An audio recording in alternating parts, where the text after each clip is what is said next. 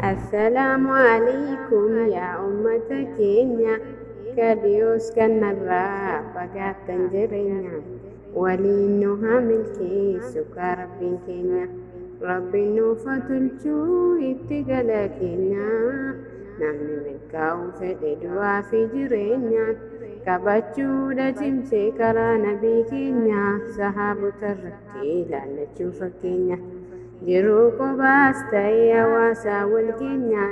itti deddeebinee fakkii waliif keenya akka rabbii keenyaan itaanu salaama natamannaa lika kabisalaama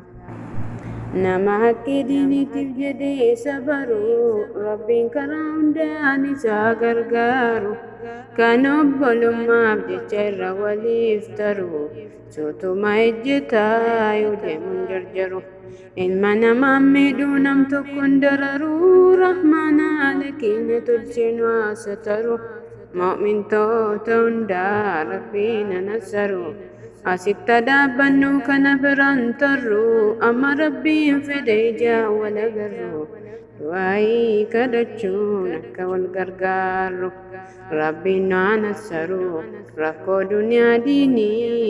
nu badhaafte diinii rahmata keetiinii alhamdulillah jennee asitti dhaabbannu xumura dubbiidha wanti nu dhaamannu akka rabbii keenyaaf jecha wal jaallannu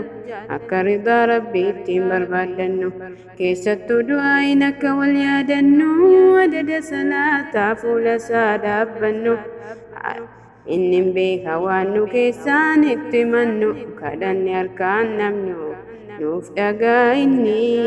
nu badhaafte diinii rahmata keetiinii